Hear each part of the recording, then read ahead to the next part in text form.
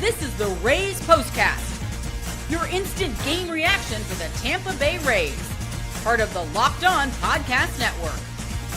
Your team every day.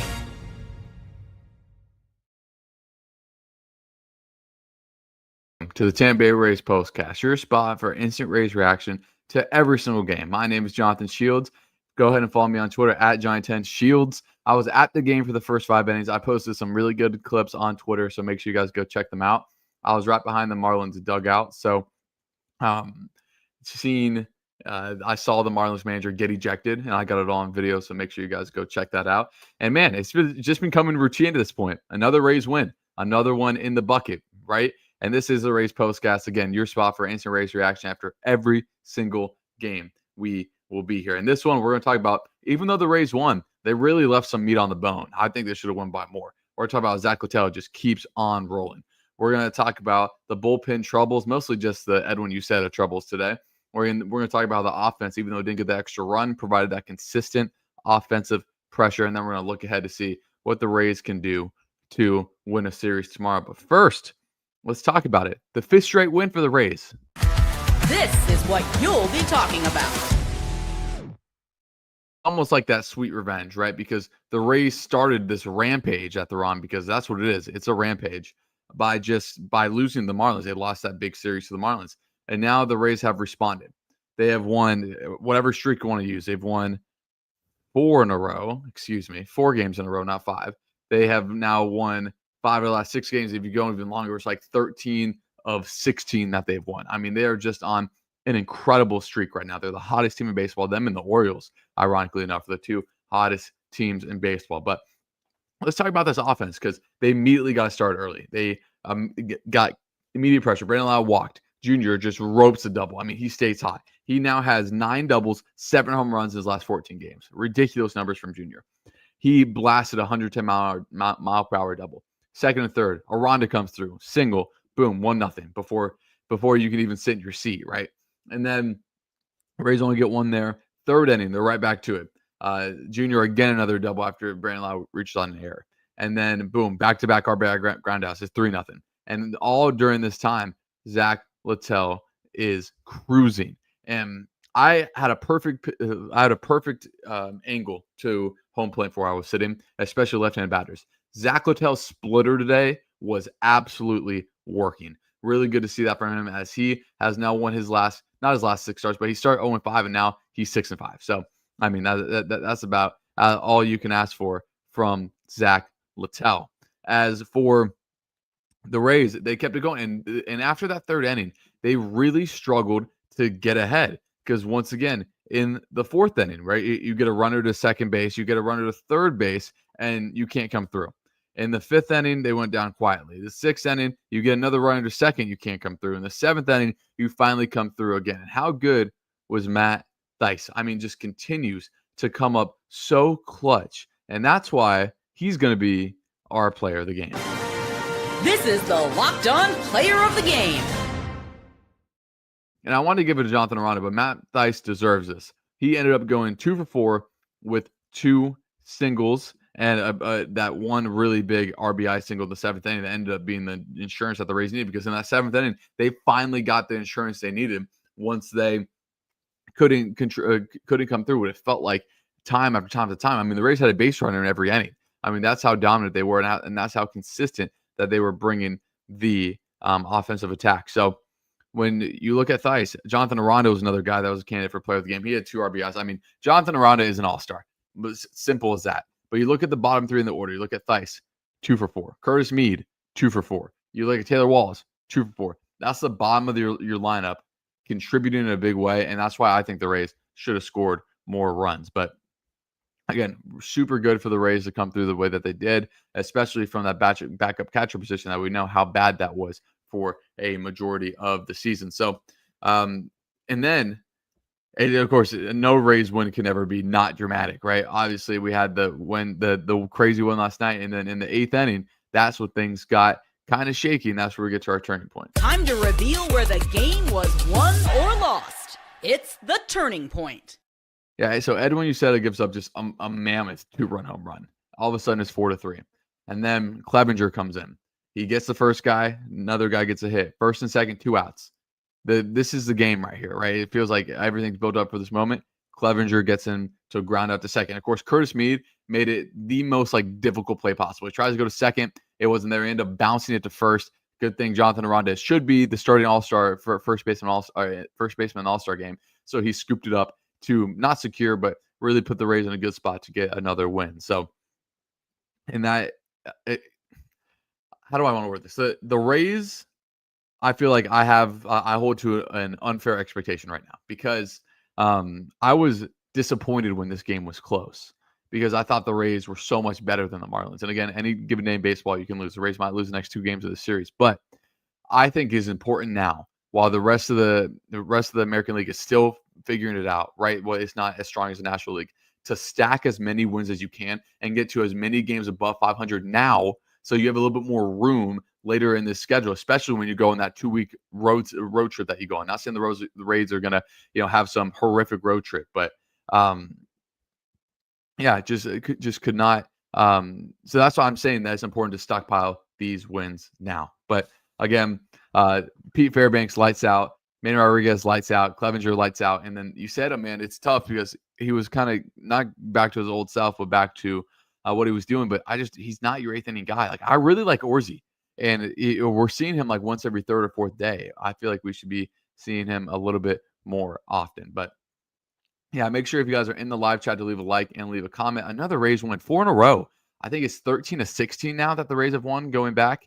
I'll have to look at the schedule, but just fantastic. Just a few other notes that I have here. Obviously, the missed opportunities, but the Rays are doing all this with Josh Lowe not struggling because he's still hitting the ball really hard at times. But Josh Lowe, another 0 for 4 with a walk today. Josh Lowe has not had a hit. He had a hit Wednesday, but he is now just 1 for his last 15. So he's not in some big time slump by any means, but he's not getting the he's not the 3 for 4 that he was doing, which he wasn't gonna do. But it's gonna be interesting to see where he plateaus at. Is he gonna plateau hitting 280? Is he gonna plateau hitting 250? And I think that's a sneaky key to look for as we go forward in this season. But again, the Rays, another win. It was hot. I was at the game. It was hot. But shout out to the Rays and the people in the Rays organization. They do some really good deals to get fans to the ballpark. So this weekend, kids 14 under can go free. They just sent out new tickets for the Orioles series that for the nice seats in the shade. It's only $20. So I highly encourage you to go to Steinbrenner. It was a great experience. I crossed over the bridge to get there. So I don't think that should be an excuse from anyone. But we're going to talk about the consistent offensive pressure from this Rays team. We're going to talk more about Zack Littell's outing, and we're going to look ahead to see what the Rays need to do to pick up the series win right after this. This episode is brought to you by FanDuel. The NBA playoffs are in full swing, specifically the NBA Finals, and every night delivers highlight-worthy performances, major momentum shifts, and can't-miss moments. Whether it's a game-winning shot or a breakout player, there's never been a better time to get in on the action. FanDuel makes it easy to stay in the game before tip-off and live with player props, performance trends, and same-game parlays. Fans have more ways than ever to play smart and win big. You guys know by now, my favorite is the same-game parlays. The NBA Finals Game 2 is on Sunday. It was a crazy Game 1. But if you think OKC is going to come out and blow out the Pacers, you can say OKC to win by 20 and Shea to have 30 points. You can put that in a same-game parlay. And if you're new to FanDuel, it's the perfect time to sign up because you can head to FanDuel.com and place your first $5 bet. And if it wins, you get $200 in bonus bets. So it's the perfect time. If you want to do that same-game parlay in the finals, that's the time to do it. Make every moment more with FanDuel. It's the official sports betting partner of the NBA.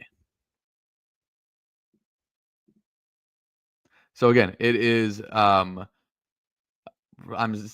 sorry, everyone. Brain fart. Right after the game, a day game. Super happy with the crowds in here. Thank you, everyone, for joining. If you guys are in here, leave a like and comment. Make sure you follow me on Twitter. Again, I got great video of the Marlins manager getting ejected because it happened right in front of me. So make sure to do that. But let's talk about this offensive pressure that they let on. So Brandon Lau gets on base twice. Junior gets on base twice. Aranda on base twice. Magnum on base once with an RBI. Cabby got on base, picked up his 20th stolen base. And then 2 hits for the last 3 batters in this order.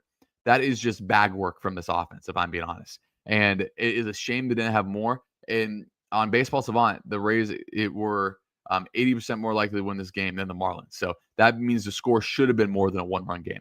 And thankfully, the Rays still won a game because the Rays lost a game earlier this season where it was like that and they lost. But there was a lot of meat left on the bone. But it is a good sign to see this offense still putting up consistent pressure. But let's talk about Zack Littell. It's a shame we've gone this far. Just briefly mention him. 6 innings, 6 hits, 4 strikeouts, no walks. We talked about how Zack Littell doesn't walk anyone yesterday when we previewed the game. And now he really was just in a zone today. He creates so much soft contact, and he's guaranteed to give up one solo home run. No one on base, just one solo home run a game, as he gave up another one today. But I mean, he is just he's cruising. That's what he's doing right now. This entire Rays staff as a whole just continues to cruise, and it is just so fantastic to see. But again, we're about to get to the comments. So if you guys have anything you want to say, leave them in the comments, as we're going to look ahead to the game tomorrow, as the Rays are now 5 games above 500, man. Just beautiful, beautiful to see. Tomorrow, the Rays are going to honor Evan Longoria, the greatest Ray to ever put on the uniform. It'll be Taj Bradley versus Ryan Weathers. So it'll be a lefty on the bump for the Marlins. So it'll be interesting to see what left-handed bats stay in the lineup for the Rays. For Taj, he's 4-5 with a 3.9 ERA. He's has 64 strikeouts, 27 walks, and of course, he's coming off that masterclass he had in Houston, 7 innings, 10 strikeouts. For Ryan Weathers, he had a little. He did not start the season pitching for the Marlins. I don't know if he was hurt or just not on the roster, but he's pitched his last 4 games. His last outing against the Giants, he gave up 4 runs, but before that, in his last 3 outings, he let up a combined 2 runs. So he's been really, really good for the Marlins. And we know how the Rays struggled with left-handed pitchers in the past, but they've really gotten better as of late. But Ryan Weathers, another good lefty, but the Rays really hit the Marlins' best pitcher, Cabrera, quite well today. A lot of loud contact today. But let's get to the comments as we always do. We'll get to Luke first. He says, Uceta and Orzi's roles need to be swapped. I know Orzi probably wasn't available because he pitched yesterday, but I've seen enough that Uceta is the setup guy. He hasn't thrown a clean inning since early May. If you define clean inning as no one get on base, that might be right, but he had a few stretches there of not allowing any runs. But I don't disagree with you. I think it personally should be Manny Rodriguez in that 8th inning. It should be Clevenger, Rodriguez, Fairbanks, and then whoever you want to sprinkle in. But yeah, I don't disagree. But let's go to Jack Shakespeare because let's go. Pete comes through, and what a cash from walk-off Wallace. Yeah, of course, a flair for the dramatics that the Rays have. They had to end the game in spectacular fashion. As Luke says, really nice win. Great seeing the 7, 8, 9 hitters all have multiple hits today. That's what I've referenced for sure. As Gary talks about, Rays win a season-high 5 games over 500. Aranda drives in 2. Couple more hits for Junior. Thaiss contributes an RBI. Littell gets to win. The bullpen closes it out 100%.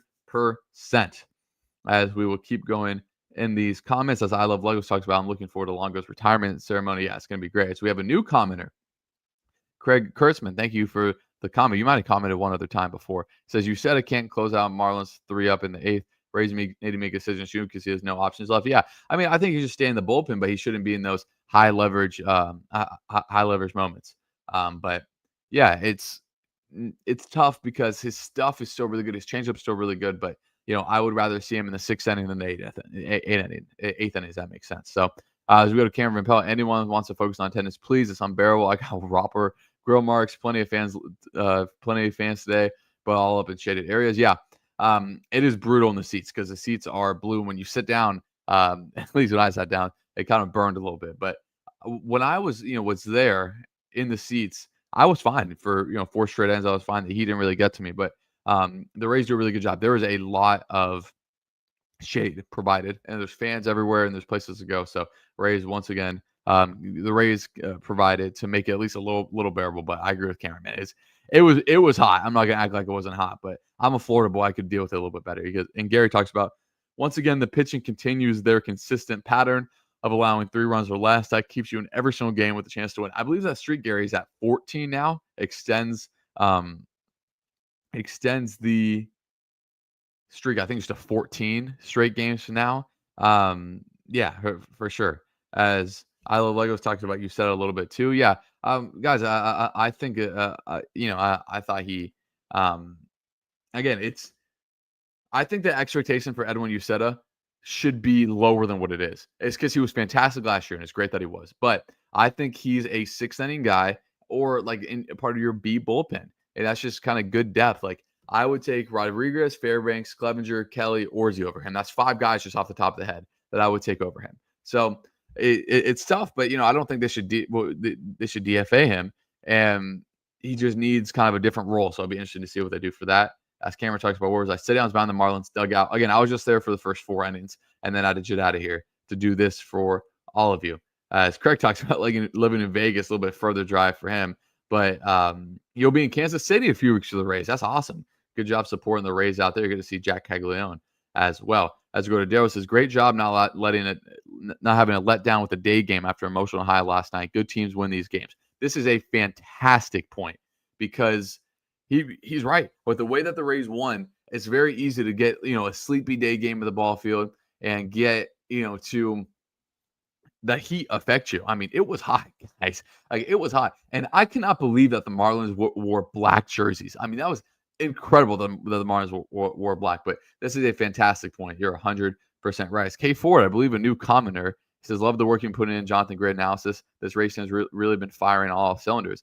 K Ford, thank you for your comment. I do this for all you guys, so I always appreciate when we get some new comments. And yeah, I mean, the way that the Rays have stacked together these wins, they have not lost back-to-back games since May. I think it was 18th and 19th. I looked at it the other day, and that's the key. You're going to drop one there. But how long can the Rays go without losing back-to-back? How long can the Rays go without losing 3 in a row? And that's how you can stay those 5, 6, 7 games above 500. But I mean, the Rays started this homestand off 4-0. They've already clinched a winning homestand, which is what they talked about. But now let's get greedy. Let's go 5-1 on this Rays homestands. I Love Legos talks about, I can't wait for the Tropicals repaired. I know the Gus be going to Steinbrenner. Steinbrenner, I think, for a night game has been beautiful. It was really rocking yesterday when the walk-off happened.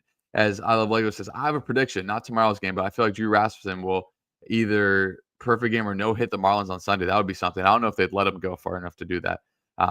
As K4 also talks about, the Blue Jays have been rolling 100%. The Blue Jays are playing really good baseball. So is the Orioles. Like, the AL East outside of Boston is really starting to pick it up and get back to their old ways. As let's quickly look at the standings. As the Rays now are 5 back pending the result of the Yankees game today. As the Rays plus minus guys also at a plus 48, but everyone in this division, the Orioles have won 6 straight. The Rays have won 4 straight. Toronto's 8-2 in the last 10. The Yankees 7-3 in the last 10. Outside of Boston, who's 13-7 in the last 10, they're the only ones really scuffling a little bit. The divisions finally started to pick it up again. If you look at the other divisions in baseball, I mean, the AL Central only has 1 team above 500 in the last 10.